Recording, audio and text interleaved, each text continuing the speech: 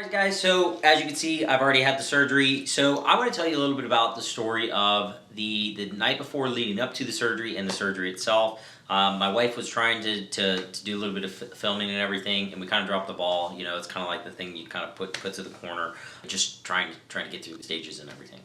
So morning of the surgery, I had like an early morning. It wasn't like first in the morning. It was scheduled like 10:30, the surgery. So I got up. You have to be there 90 minutes early, but I got up, earlier than that. Took a nice shower, had a morning, that I could. Obviously, you can't eat or drink anything. But one thing I did do is I made sure that I went through the full range of motion and try to keep everything as mobile as possible, because that's only going to help down the line. So that was one thing that I did.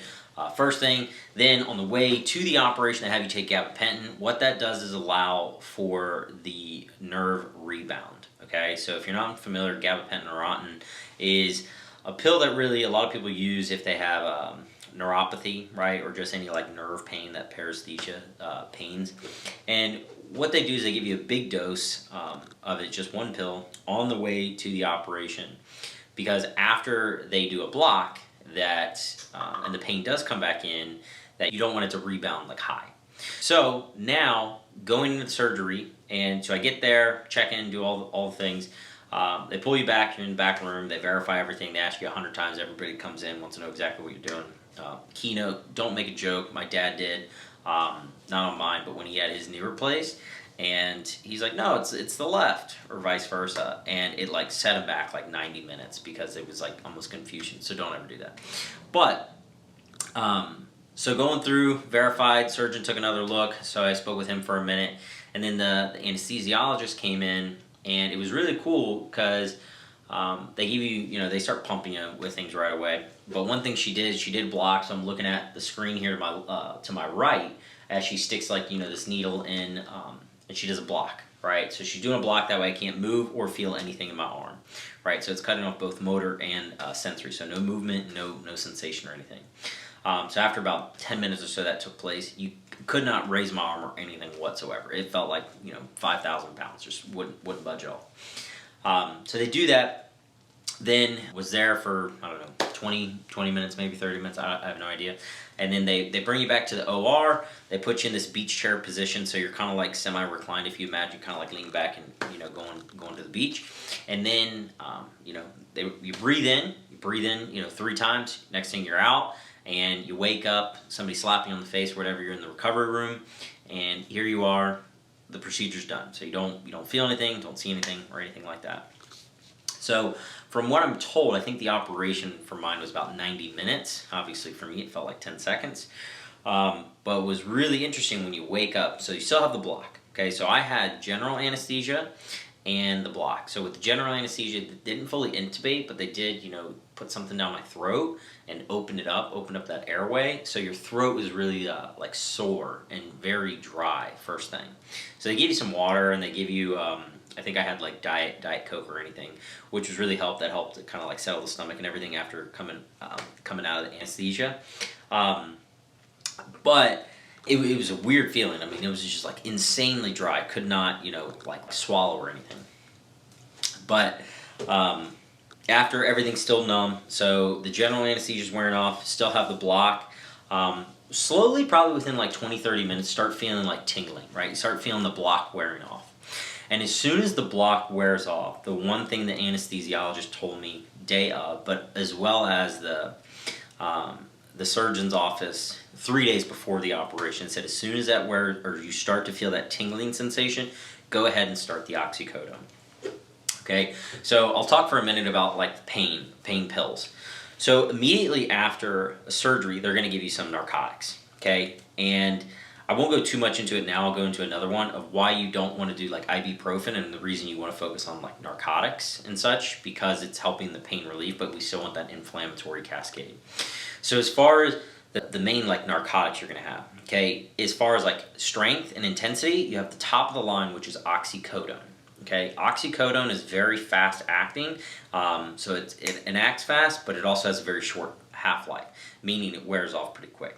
I was taking 2 every 4 hours on the dot. So keynote, if you're prescribed anything, like stick to the time, set alarms, tedious, but you do not want to get behind. So do that right away. So I was doing 2 every 4 hours. And then you have oxycodone, which is the top end. Then you have hydrocodone, which is a step below. And then you have like tramadol. Now so this is pre-surgery, like the week before when they were giving the script and everything. They sent oxycodone or Percocet. And I asked to have that reduced because in the past, I really didn't like oxycodone because it just made me very nauseous. It was hard to do anything. And I wanted to move down to hydrocodone. To her advice, she was like, really want you to take oxycodone because it's a lot more powerful, and I don't want you trying to reach for and take overdose or grab more than you absolutely need. I can prescribe an anti-nausea medication. So she went ahead and did that. That helped immensely, and I'm glad we actually did stick with oxycodone because that was absolutely needed. So now with my experience, so I'll back up, going back to of the surgery. So after the surgery, you're in the recovery room. It's not long. Maybe it was, if you had told me it was 20 minutes or 90 minutes, I would have had no understanding of either of those. But I mean, you're still very loopy. You can't really move or anything. They wheel you out in a wheelchair, shove me in my car. My wife drives me home. Okay, it felt like forever getting home. Okay, got home. First thing I wanted to do was kind of lay down in a semi-up position. I have one of those beds that the feet and the head come up, which was really nice. So I was able to do that and lay there. And just was, taking the pills. So you have antibacterial medications, anti-nausea, pain pills, and everything else, and just sticking to a schedule. So it's really important that you have somebody with you, because getting around, moving was insanely difficult, especially with the anesthesia still wearing off. Just needing support, even getting to and from the bathroom. They also give you stool softeners because it's pretty common after a surgery to get kind of blocked up and everything. Long story short, I wasn't able to go for a few days and taking the stool softener and everything around the clock and such. Now, the first few days after were tough. I really couldn't do anything. And again, I bring that back to the oxycodone because it was I was very sensitive to it. To the point where the light and everything was really it was painful, almost meaning the worst migraine and a hangover you can imagine. So I was wearing sunglasses inside and even, draped all of the windows and everything, to where even looking at my phone, if I tried to do that, just the light it just hurt, right? I know some people have no problem with it, but for me it was not fun. So that's how it was, right? So day of the surgery, the operation was pretty smooth. They sent me on my way, and then came home and pretty much was in bed the rest of the day. I had a couple little cookies and stuff that I was trying to eat. So one thing they did advise us to do was eat immediately as soon as we could after the surgery, whether grabbing something on the way home or just grabbing something as soon as you got home, be it to start putting something in your stomach and such. So as much as I wanted to focus on the most nutritious foods you can imagine, I couldn't, because certain foods they're unappetizing. You don't want to eat any of that, so you got to do what you got to do. For me, what I found is if you're unfamiliar, those Belvita crackers, those are the only things that I was stomaching, and they were great. And that's pretty much what I was living on the first couple days.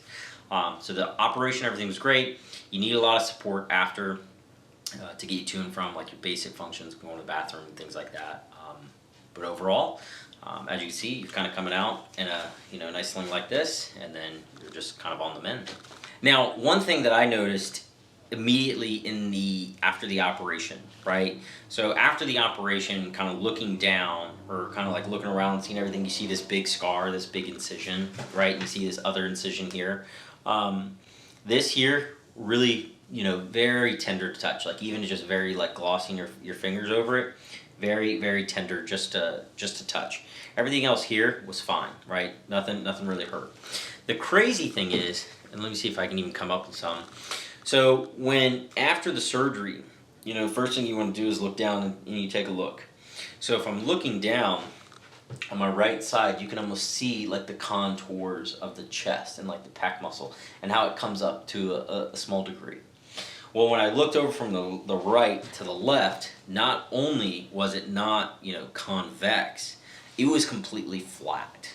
And that really just goes to show how much like the surgeon had to like pull and pull to be able to like, anchor it down. But not only flat, it was almost like concave, and it was like, holy moly. It was like pale white and everything. But it was absolutely insane. Now I'm a couple days out, so you can see some of the size and everything is actually like coming to, as it's been slowly being stretched and such. But overall, they already have you in the sling. Didn't drape me with ice. Have not used ice at all. Really lucked out. Haven't had much of any swelling at all. Pain was been pretty well managed with the pain pills and such. As long as you do stick to the script and stick to everything they're telling you, you're going to be going really well on your way.